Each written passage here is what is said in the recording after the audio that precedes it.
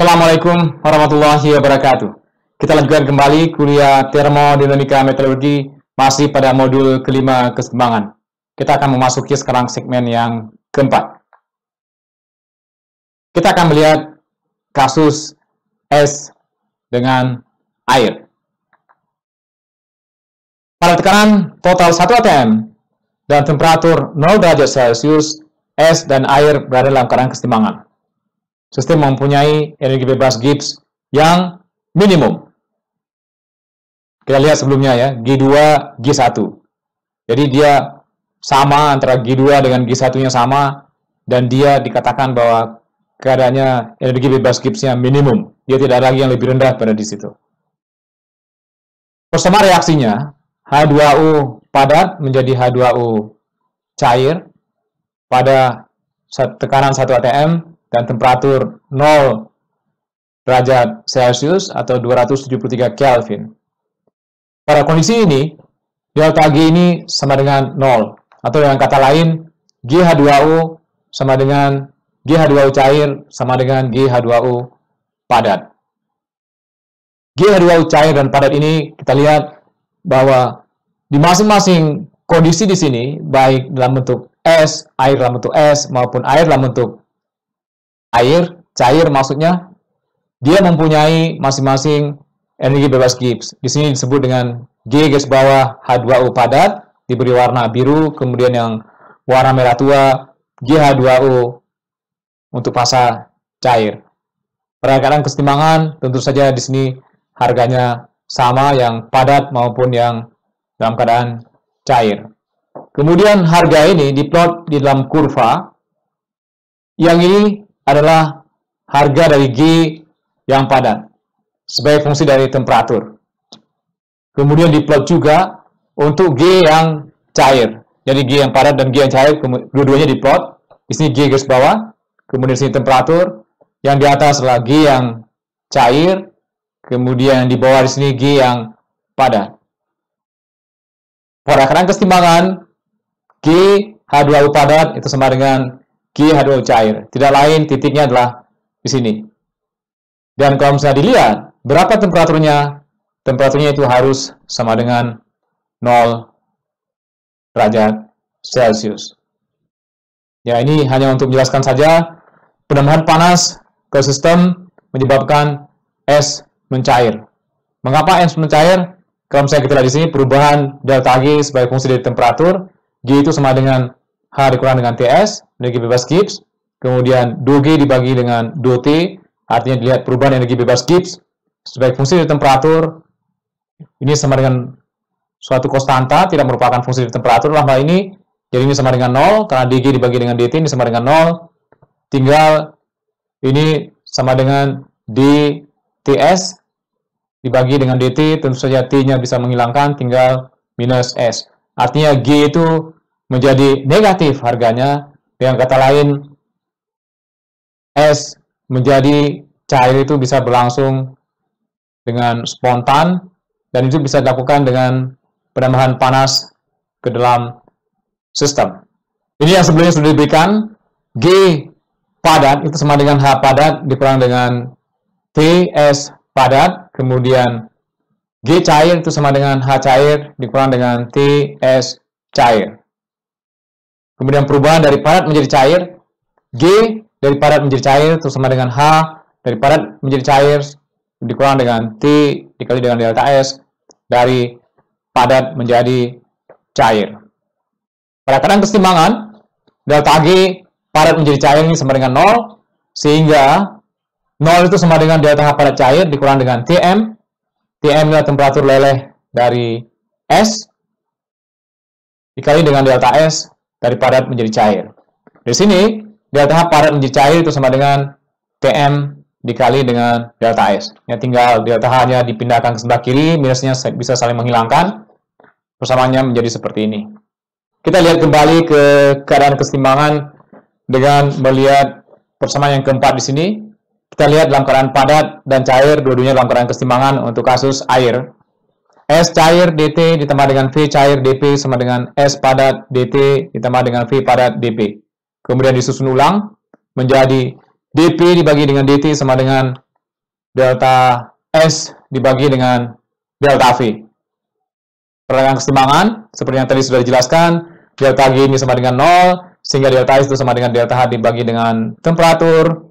Kemudian bisa disubstitusi delta S, substitusi ke atas, sehingga didapatkan persamaan seperti di bawah ini.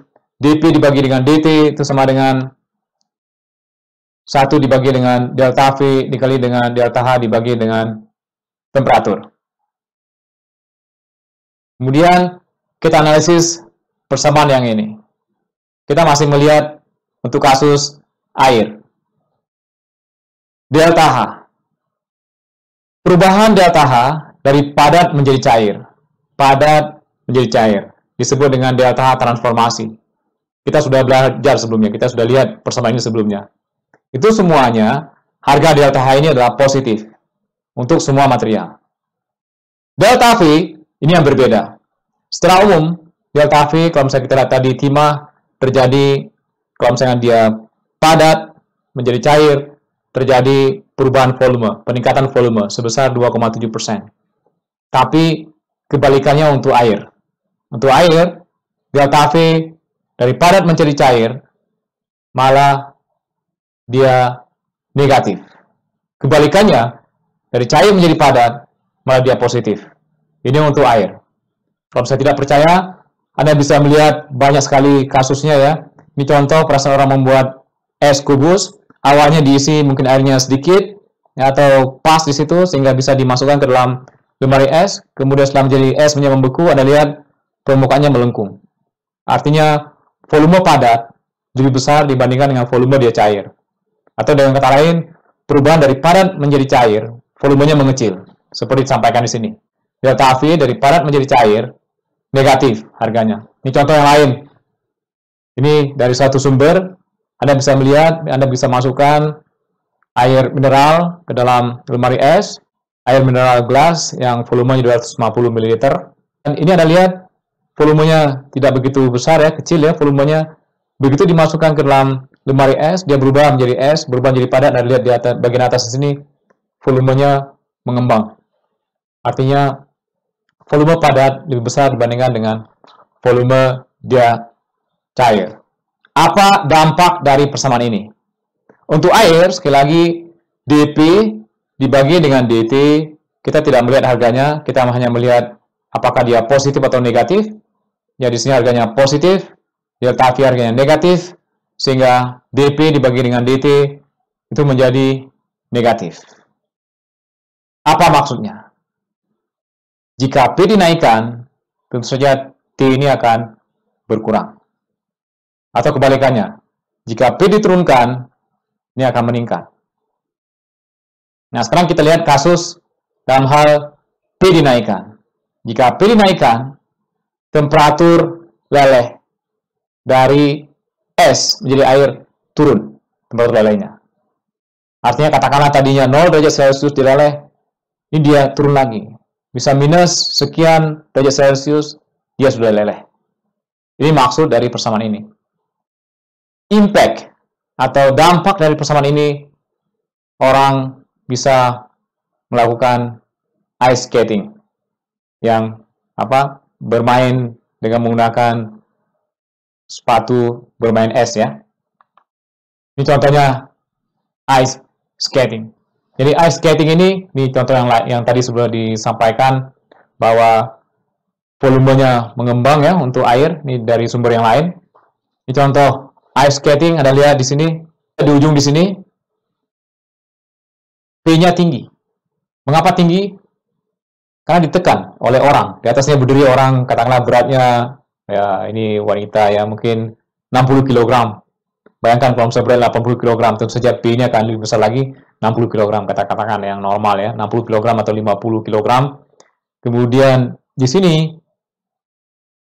tekanannya akan menjadi lebih besar, karena ini permukaannya jadi kecil, F dibagi dengan A. Tapi A ini kecil sekali, sehingga tekanan di bagian di sini itu menjadi lebih besar. Yang tadinya S-nya tidak akan mencair, dia mencair. Begitu dia mencair, ini yang menyebabkan orang terpeleset. Karena orang bisa terpeleset, kemudian orang bisa bermain ice skating. Ice skating itu tidak lain adalah orang terpeleset sebenarnya. Orang terpeleset kemudian bergaya jadinya ice skating ya. Seperti ini juga sama. Ya ini karena satu kaki gitu menahan, jadi tekanannya besar sekali. Jadi kemudian tinggal mengatur gayanya seperti apa. Orang bisa bergerak, orang bisa berpindah supaya tidak jatuh. Mirip dengan sepatu roda juga. Ya seperti ini juga sama, orang bisa berjalan dengan menggunakan ice skating. Karena begitu ditekan, temperatur leleh dari es ini menjadi turun, dia menjadi cair. Di temperatur 0 derajat Celcius yang tadinya dalam bentuk es, dia mencair. Begitu mencair, orang terpeleset, yang menyebabkan orang mudah bergerak setelah itu. Jadinya seperti ini. Ini bagi yang pernah merasakan hidup di negara yang punya 4 musim, di musim dingin, di musim salju, banyak sekali terjadi kecelakaan. Itu juga bisa dijelaskan dengan menggunakan persamaan Clausius-Clapeyron tadi. Roda mobil, ya, tekanan juga tinggi, perasaan salju seperti ini, begitu ditekan, dia akan meleleh menjadi air. Sebelumnya orang bisa terpeleset, bisa bermain ice skating, ini mobil terpeleset. Ya akhirnya menyebabkan banyak kecelakaan di negara-negara yang punya 4 musim seperti ini. Mereka biasanya menggunakan ban khusus, begitu musim dingin, kemudian musim panas, menggunakan ban yang lain. Ban yang lebih tahan ya, terhadap gesekan dan segala macam sehingga tidak terjadi kecelakaan. Walaupun demikian, kadang-kadang sudah diganti bannya dengan ban khusus di musim dingin, karena tidak hati-hati, mengebut dan lain-lain gitu ya, itu juga bisa menyebabkan terjadinya kecelakaan. Terima kasih atas perhatiannya, mudah-mudahan bermanfaat. Harapan saya pribadi Anda bisa memahami penggunaan dari persamaan Clausius-Clapeyron ini untuk kehidupan sehari-hari. Contoh yang diberikan sebelumnya adalah untuk kasus es mencair, kemudian untuk ice skating, dan juga untuk beberapa kecelakaan mobil yang terjadi di musim dingin pada saat salju turun di Eropa atau di Amerika. Semoga bermanfaat. Assalamualaikum warahmatullahi wabarakatuh.